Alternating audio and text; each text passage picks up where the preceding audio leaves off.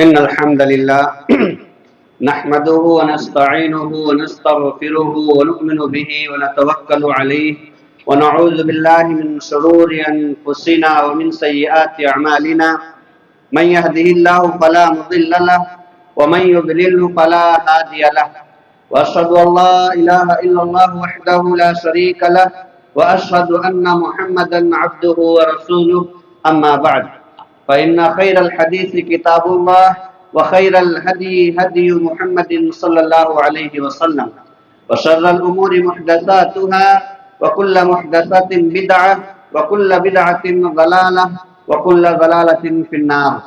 فقد قال الله تبارك وتعالى في القرآن المجيد والفرقان الحميد: يا أيها الذين آمنوا اتقوا الله حق تقاته ولا تموتن إلا وأنتم مسلمون.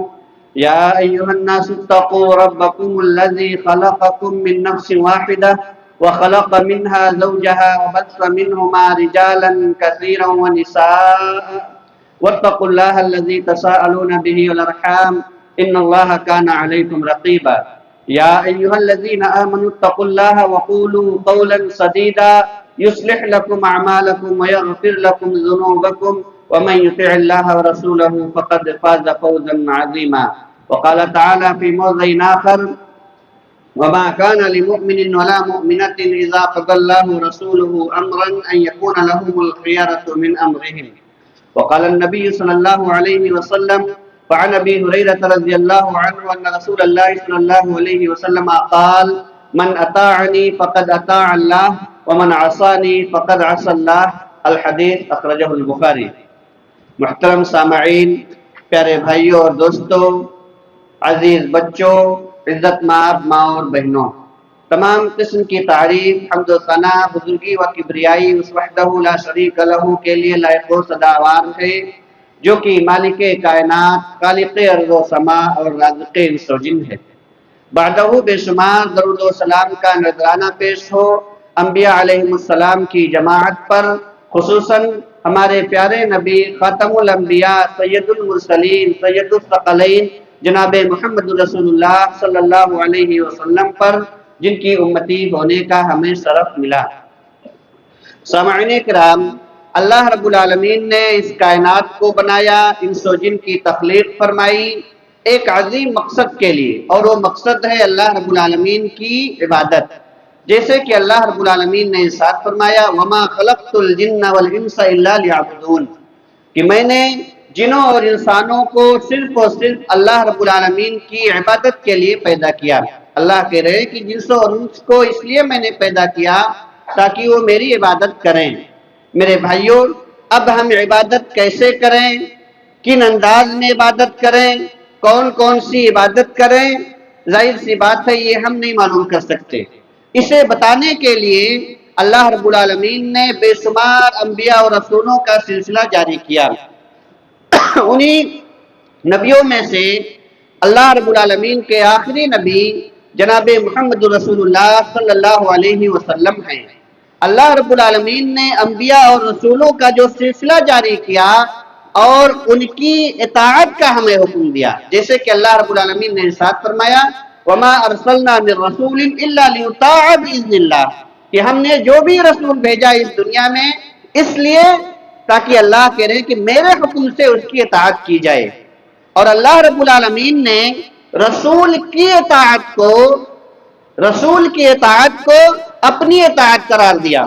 قرآن مجید کے اندر اللہ نے ارشاد فرمایا: ومن يطع الرسول فقد اطاع اللہ، کہ جس نے رسول کی اطاعت کی. اطاعت کے معنی ہوتے ہیں کہ ان کی بات کو ماننا، ان کے باتوں کو فالو کرنا اور ان کے فرمودات پر، ان کے اوامر پر عمل کرنا، اور جو بھی چیزیں انہوں نے بتایا، جن چیزوں سے روکا، اس کو عملی طور پر انجام دینا.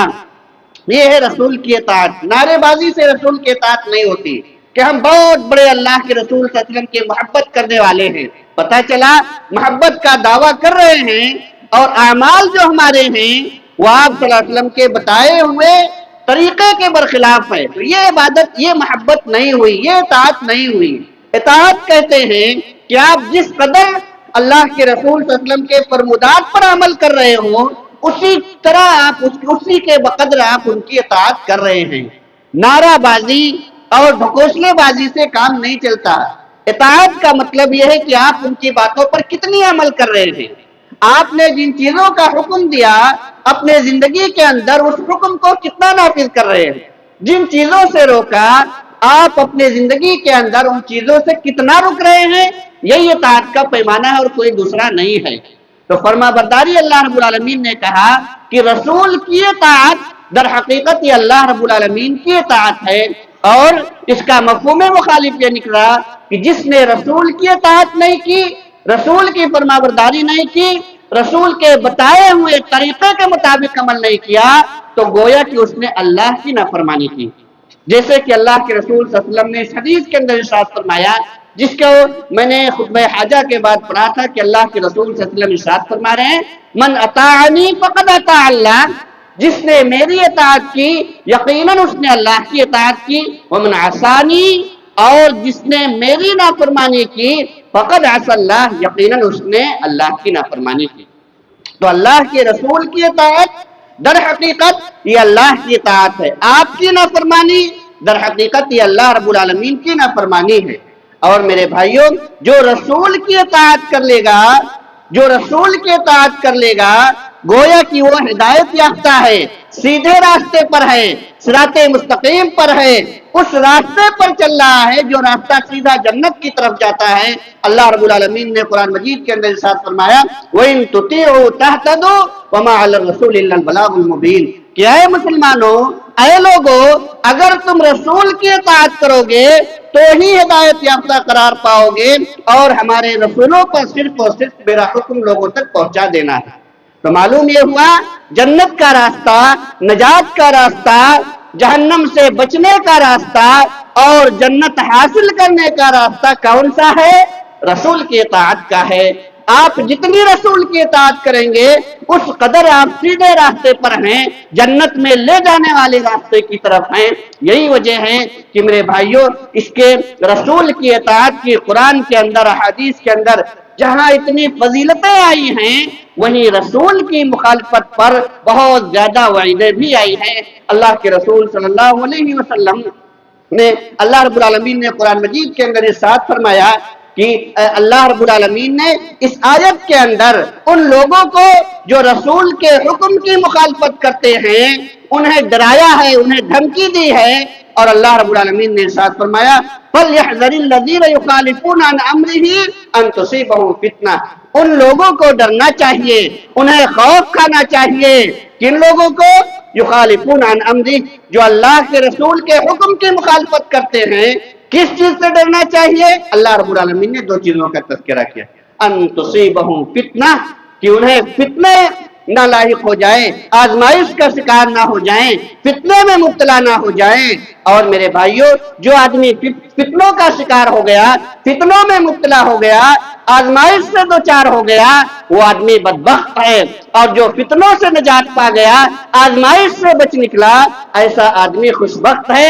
جیسے کہ اللہ کے رسول صلی اللہ علیہ وسلم نے ارشاد فرمایا، ان السعید لمن جنب الفتن، ان السعید لمن جنب الفتن، ان السعید لمن جنب الفتن، کہ خوش بخت وہ ہے، نصیبے والا وہ ہے، خوش قسمت وہ ہے جو فتنوں سے نجات پا گیا، فتنوں سے بچ گیا۔ تو اللہ رب العالمین اس آیت کے اندر کہہ رہے ہیں کہ وہ لوگ جو رسول کے حکم کی مخالفت کرتے ہیں انہیں ڈرنا چاہیے، انہیں خوف کھانا چاہیے کہ کہیں وہ فتنوں کا شکار نہ ہو جائیں۔ اور دوسری جو اللہ رب العالمین نے دھمکی دی ہے، او یصیبہم عذاب علیم، یا انہیں دردناک عذاب نہ لاحق ہو جائے، اللہ رب العالمین کے عذاب سے نہ دوچار ہو جائیں۔ کون لوگ؟ جو اللہ کے رسول کے حکم کی مخالفت کرتے ہیں، اللہ کے رسول کی اطاعت نہیں کرتے، اللہ کے رسول صلی اللہ علیہ وسلم کی فرمودات ان کے کان تک پہنچتی ہیں، آپ کے اقوال کو، آپ کے افعال کو، آپ کے تقریرات کو وہ سنتے ہیں، دیکھتے ہیں، ملاحظہ کرتے ہیں، لیکن اس کان سے سنا، یہاں سے نکال دیا۔ اس مجلس میں جب تک بیٹھے ان پر یہ چیز رہتی ہے کہ ہمیں اللہ کے رسول کی اطاعت کرنی چاہیے، فرما برداری کرنی چاہیے۔ جیسے مسجد سے باہر نکلتے ہیں، مسجد سے نکلتے ہیں اپنی دنیا میں مست ہو جاتے ہیں، اللہ کے رسول کا فرمان کیا ہے، اللہ کا کلام کیا کہہ رہا ہے، اس سے آدمی کوسوں دور ہو جاتا ہے۔ تو میرے بھائیوں، ایسے لوگوں کے لیے اللہ رب العالمین نے کہا کہ ان پر اللہ رب العالمین کا عذاب آ سکتا ہے، اور وہ عذاب فوری طور پر دنیا میں بھی آ سکتا ہے۔ اللہ کے رسول صلی اللہ علیہ وسلم ایک مرتبہ کھانا تناول فرما رہے تھے، ایک شخص آیا آپ کے سامنے بائیں ہاتھ سے کھانے لگا۔ اللہ کے رسول صلی اللہ علیہ وسلم نے فرمایا کل بیمینک، کہ اے آدمی داہنے ہاتھ سے کھاؤ۔ اس نے کہا لاستطعت، میں نہیں کھا سکتا۔ ایسا نہیں ہے کہ اس آدمی کے پاس کوئی عذر تھا، کوئی مسئلہ تھا، داہنا ہاتھ کٹا تھا، زخمی تھا، یا اور کوئی بیماری اس کے ہاتھ میں تھی، نہیں، مارے تکبر کے، مارے گھمنڈ کے اللہ کے رسول صلی اللہ علیہ وسلم کا حکم ماننے سے ان سے انکار کیا اور کہا نہیں میں نہیں کھا سکتا، دائنے ہاتھ سے نہیں کھا سکتا۔ اللہ کے رسول صلی اللہ علیہ وسلم نے اسے بددعا دی اور فرمایا لستطعت ما منعه الا الكبر، کہ آئندہ تو کھا بھی نہیں سکے گا دائنے ہاتھ سے۔ آگے آپ نے فرمایا اس آدمی کو میری بات ماننے سے جس نے روکا وہ کیا تھی، وہ تکبر تھی، وہ گھمنڈ تھا، مارے گھمنڈ کے اس نے اللہ کے رسول صلی اللہ علیہ وسلم کا حکم ماننے سے انکار کیا۔ تو آپ نے کہا کہ آئندہ تو کھا بھی نہیں سکے گا دائنے ہاتھ سے۔ راوی کا بیان ہے کہ اس بعد سے، اس واقعے کے بعد سے وہ آدمی جب تک زندہ رہا اپنے داہنے ہاتھ کو اپنے منہ تک نہیں لے جا سکا۔ فوری طور پر اللہ کا عذاب آیا اور اس آدمی کا ہاتھ سل ہو گیا، نکارا ہو گیا، اور وہ جب تک زندہ رہا اپنے داہنے ہاتھ کو اپنے منہ تک نہیں لے جا سکا۔ میرے بھائیوں، اگر ہم اس حدیث پر غور کریں، اس واقعے پر غور کریں، تو داہنے ہاتھ سے کھانا یہ کوئی ایمان اور کفر کا مسئلہ نہیں ہے، ایمان اور کفر کا مسئلہ نہیں تھا، اور نہ ہی شرک اور توحید کی بات تھی، بلکہ کھانے پینے کے آداب میں سے تھا۔ اگر کسی آدمی کے پاس کوئی عذر ہے، کوئی مسئلہ ہے، بائیں ہاتھ سے کھا پی لیتا ہے، کوئی مسئلہ نہیں، لیکن یہاں اتنا شدید عذاب کیوں آیا اس پر؟ اس لیے نہیں کہ اس نے دائنے ہاتھ سے نہیں کھایا، اس لیے آیا کہ اس نے اللہ کے رسول صلی اللہ علیہ وسلم کا حکم ماننے سے انکار کیا۔ اللہ کے رسول حکم دے رہے ہیں، اس نے انکار کیا، جس کی وجہ سے گرچہ وہ معاملہ معمولی تھا، کھانے پینے کے آداب کے متعلق تھا، لیکن اس پر جو عذاب آیا اس لیے کہ اس نے اللہ کے رسول صلی اللہ علیہ وسلم کا حکم ماننے سے انکار کیا، اس لیے اس پر اللہ کا عذاب آیا۔ آج میرے بھائیوں، آپ اپنی زندگی کے اندر غور کریں، دیکھیں کہ آپ کے سامنے کتنے اللہ کے رسول صلی اللہ علیہ وسلم کے اوامر گزرتے ہیں، آپ کے کان تک جو تک نہیں رینگتا۔ کتنی باتیں، کتنی احادیث سنائی جاتی ہیں کہ اللہ کے رسول صلی اللہ علیہ وسلم نے یہ کرنے کا حکم دیا، اس چیز سے منع کیا، آپ کو کوئی فرق نہیں پڑتا۔ کیا آپ پر اللہ کا عذاب نہیں آ سکتا؟ یقیناً آ سکتا ہے۔ اور جہاں آج مسلمانوں کی یہ ذلت و خواری ہے، اس کے جہاں کئی اسباب ہیں، ان میں ایک بڑا سبب یہ بھی ہے کہ ہم نے اس کے رسول کی، اللہ کے رسول کی اطاعت سے منہ موڑ لیا ہے۔ اللہ کا کلام، اس کے رسول کا فرمان ہمارے کانوں تک پہنچتا ہے اور ہم اس پر دھیان نہیں دیتے، اپنی دنیا کے اندر مست ہے۔ یہی وجہ ہے کہ آج اللہ رب العالمین نے ہمیں اس دنیا کے اندر ذلیل و خوار کر دیا ہے۔ میرے بھائیوں، یہ تو ہوا اللہ کے رسول صلی اللہ علیہ وسلم کی حکم کی نافرمانی کا عذاب۔ اسی طرح سے قرآن مجید کی ایک آیت کے اندر اللہ رب العالمین نے ہمیں اور آپ کو حکم دیا کہ جب بھی آپ کے سامنے اللہ رب العالمین کا کلام، اس کے رسول کا فرمان اگر آ جائے تو آپ کو اس میں چوز کرنے کا، اختیار کرنے کا اختیار نہیں رہتا، کہ آپ چاہیں تو مانیں چاہیں تو نہ مانیں، یہ اختیار نہیں رہ جاتا۔ اللہ کا کلام، اس کے رسول کا فرمان کسی بھی معاملے میں، چاہے وہ دینی معاملات ہو یا دنیاوی معاملات ہو، اگر اللہ کا کلام، اس کے رسول کا فرمان اس کے متعلق آ گیا تو آپ کو ماننا ہی ماننا ہے، نہ ماننے کا اختیار آپ کو نہیں ہے۔ اللہ رب العالمین نے قرآن مجید کے اندر ارشاد فرمایا وَمَا كَانَ لِمُؤْمِنٍ وَلَا مُؤْمِنَةٍ إِذَا قَضَى اللَّهُ وَرَسُولُهُ أَمْرًا أَن يَكُونَ لَهُمُ الْخِيَرَةُ مِنْ أَمْرِهِمْ، کہ کسی بھی مسلمان مرد اور عورت کے لیے یہ جائز ہی نہیں کہ جب کسی معاملے میں اللہ اور اس کے رسول کا حکم آ جائے تو وہ اپنے طرف سے اپنے معاملے کو مقدم رکھیں۔ یہ کسی مسلمان کے لیے جائز ہی نہیں ہے۔ کسی بھی معاملے میں، چاہے اس کا تعلق دین سے ہو، دنیا سے ہو، اس کے متعلق اگر اللہ کا کلام، اس کے رسول کا فرمان آ گیا تو آپ کو اس کو ماننا ہی ماننا ہے۔ نہیں مانیں گے تو آپ اللہ کے عذاب کا مستحق ہوں گے، آپ اللہ کے رسول کے نافرمانی کے مرتکب ہوں گے، اور اس کا جو عذاب ہے وہ آپ کو ملے گا۔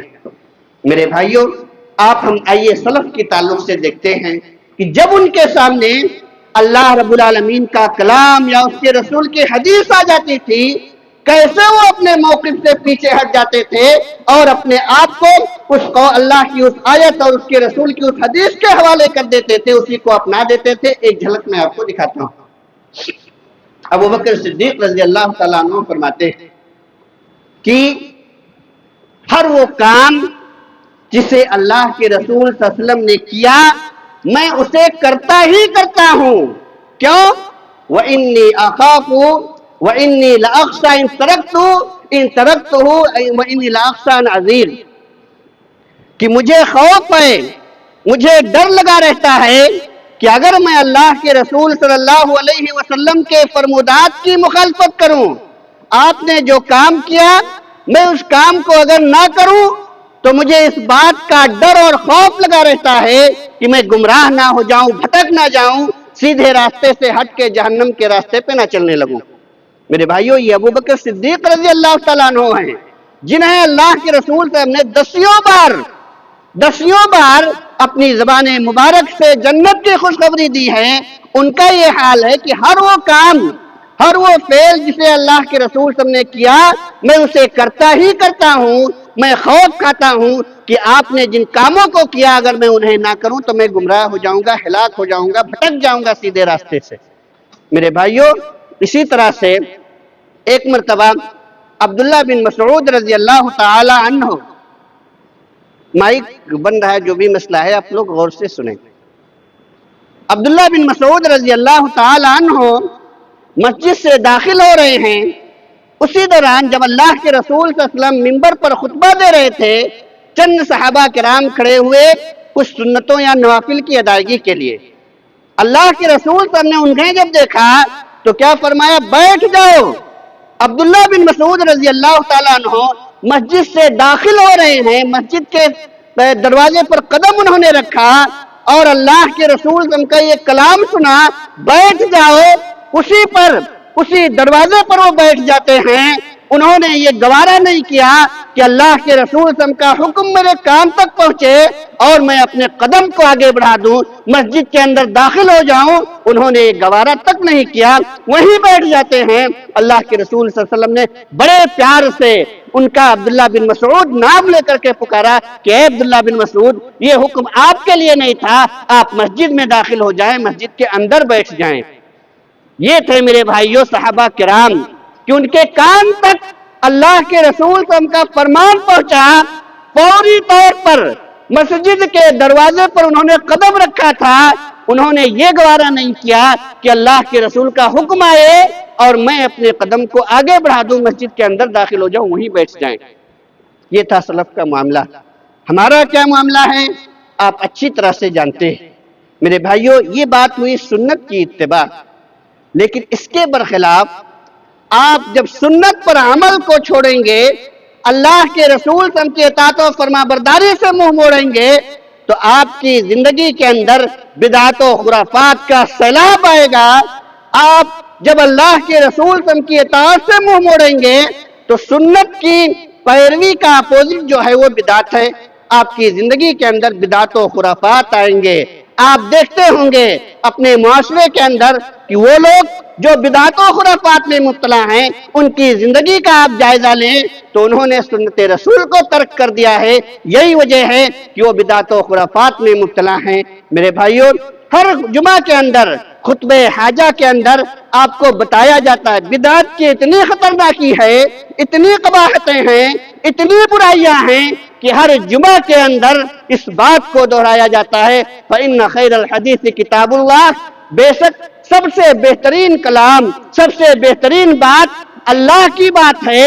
وَشَرَّ الْأُمُورِ مُحْدَثَاتُهَا، اور سب سے بری بات باتوں میں سب سے بری بات دین کے اندر ایجاد کی ہوئی نئی نئی چیزیں ہیں. فَإِنَّ خَيْرَ الْحَدِيثِ کتاب اللہ وَشَرَّ الْأُمُورِ مُحْدَثَاتُهَا وَكُلَّ مُحْدَثَةٍ بِدْعَةٍ، اور دین کے اندر عبادت کے نام پہ، دین کے نام پہ جو چیزیں ایجاد ہوئی ہیں وہ ساری کی ساری بدعت ہیں، اور ہر بدعت گمراہی ہے، اور ہر گمراہی جہنم کی جانب لے جانے والی ہے.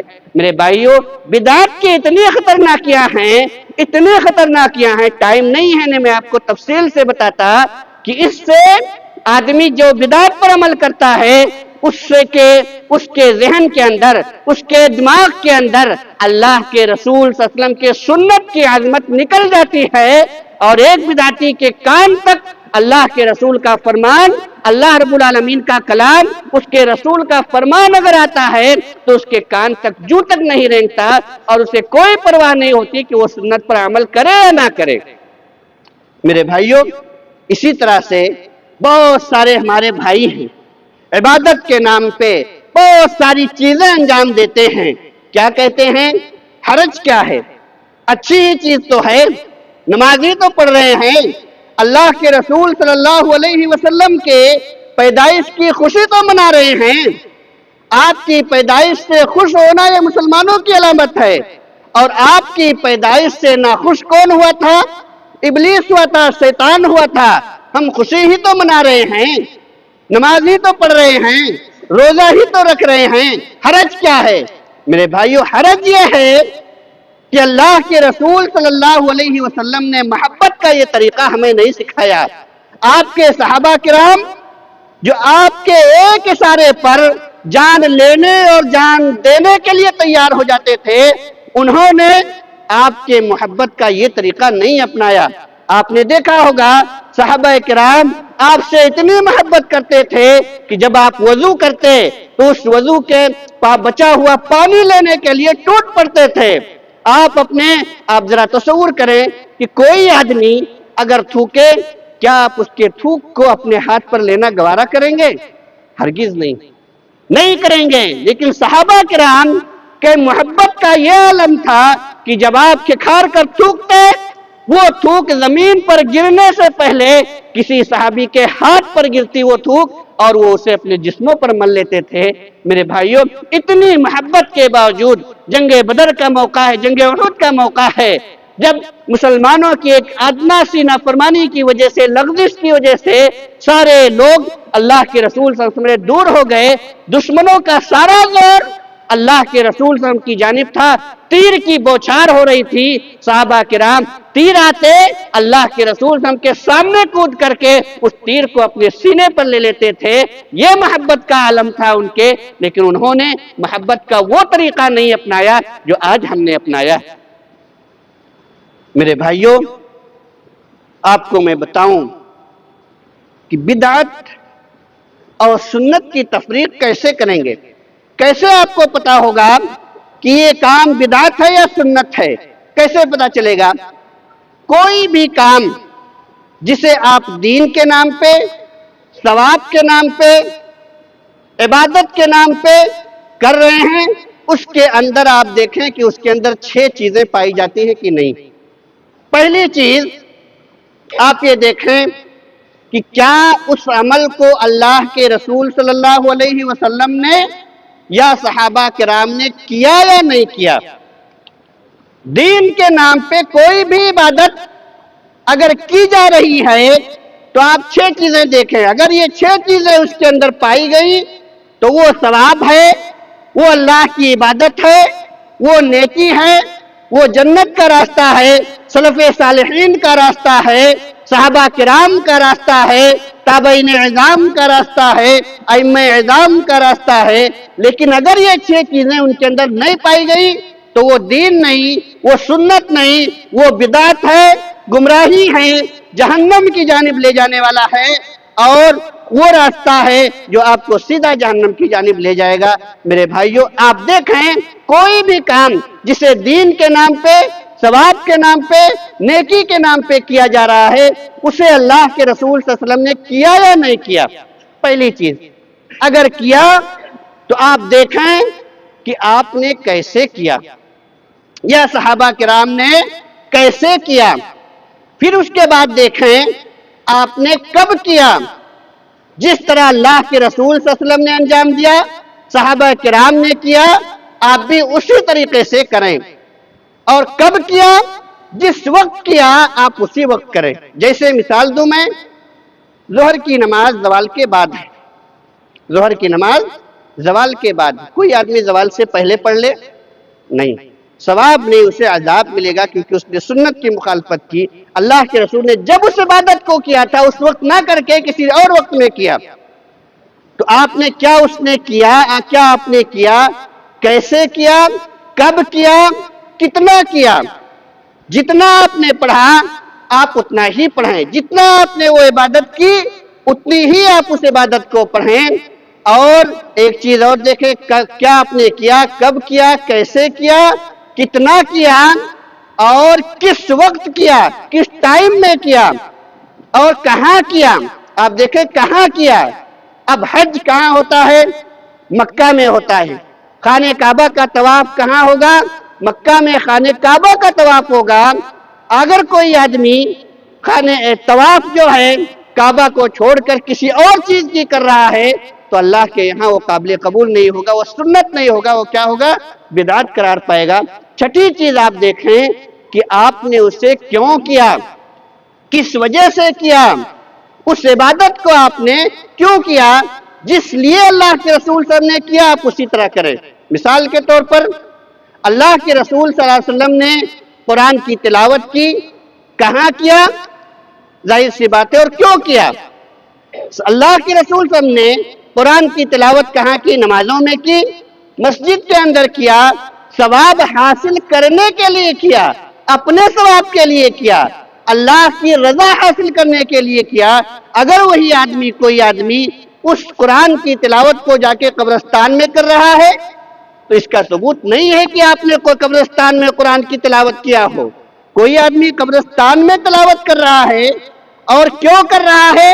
اس تلاوت کے ثواب کو کسی اور کو دینے کے لیے کر رہا ہے، تو میرے بھائیوں یہ سنت نہیں ہوگا، یہ بدعت ہوگا، اور یہ گمراہی ہوگا، اور یہ جہنم کی جانب لے جانے والا راستہ ہوگا۔ لہذا آپ جب بھی کوئی عمل دیکھیں کہ کوئی دین کے نام پہ عمل ہو رہا ہے تو آپ یہ 6 چیزیں اس کے اندر تلاش کیے کہ کیا اللہ کے رسول نے اس کام کو کیا، کیسے کیا، کب کیا، کہاں کیا، کتنا کیا، اور کیوں کیا۔ یہ 6 سوالوں کا جواب 6 چیزیں 6 کاف سے ہے۔ 6 کاف یہ آپ تلاش کریں کہ آپ دیکھیں کہ کیا اللہ کے رسول نے اس کام کو کیا، کیسے کیا، کتنا کیا، کہاں کیا، کیوں کیا، اور کس جگہ پر کیا۔ یہ 6 چیزوں کا جواب آپ تلاش کر لیں۔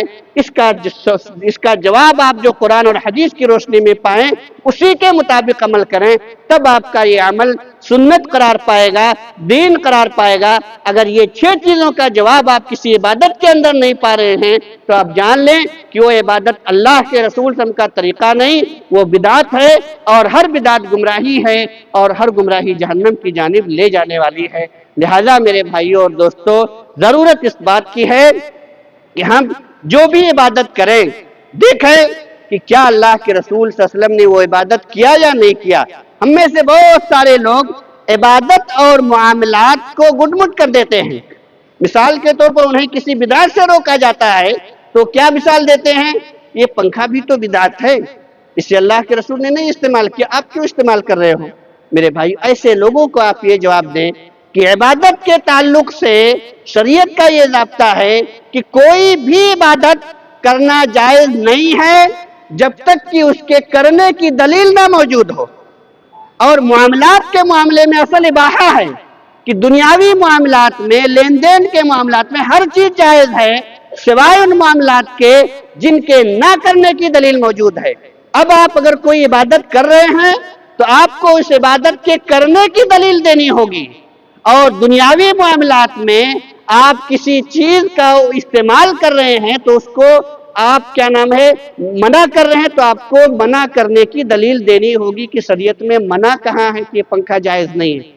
ہم پنکھا استعمال کر رہے ہیں اس لیے کہ اس کی ممانعت نہیں آئی ہے شریعت میں، یہ دنیاوی معاملات ہیں، یہ دنیاوی معاملات ہیں۔ دنیاوی معاملات میں شریعت کے اندر اصل یہ ہے کہ ہر معاملہ کرنا جائز ہے سوائے ان معاملات کے جس کے نہ کرنے کی دلیل موجود ہو، جبکہ عبادت کا معاملہ ایسا نہیں۔ آپ کو عبادت وہی کرنی ہے جو عبادت کرنے کی دلیل موجود ہو، اسی طرح کرنا ہے جس طرح اللہ کے رسول صلی اللہ علیہ وسلم نے صحابہ کرام نے کیا، اور اتنا کرنا ہے جتنا کیا، اور اس جگہ کرنا ہے جہاں کیا، اور اس وجہ سے کرنا ہے جس وجہ سے اللہ کے رسول صلی اللہ علیہ وسلم صحابہ کرام نے کیا۔ اللہ رب العالمین سے دعا ہے کہ بار الہ ہمیں اپنے پیارے حبیب جناب محمد رسول اللہ صلی اللہ علیہ وسلم کی سنتوں پر عمل کرنے کی توفیق عطا فرما۔ یا اللہ کے رسول صلی اللہ علیہ وسلم کی جو محبت کے صحیح تقاضے ہیں، ان تقاضوں کے مطابق ہمیں اپنے پیارے حبیب جناب محمد رسول اللہ صلی اللہ علیہ وسلم سے محبت کرنے کی توفیق عطا فرما۔ یا اللہ تو ہمیں بدعت سے دور رکھ اور بدعتی چیزوں پر عمل کرنے سے ہمیں دور رکھ۔ یا اللہ ہمیں جو لوگ بیمار ہیں انہیں شفا عاجلہ اور کاملہ عطا فرما۔ یا اللہ یا رب العالمین ہمیں جو لوگ قرض دار ہیں ان کے قرض کی ادائیگی کے اسباب مہیا کر۔ یا اللہ ہمیں جب تک اس دنیا میں زندہ رکھ، ایمان پر رکھ، اور جب ہمارا خاتمہ ہو تو ہماری زبان پر کلمہ توحید لا الہ الا اللہ جاری ہو، آمین۔ وآخر دعوانا الحمدللہ رب العالمین، وصلی اللہ تعالی نبینا محمد وعلی آلہ وصحبہ اجمعین۔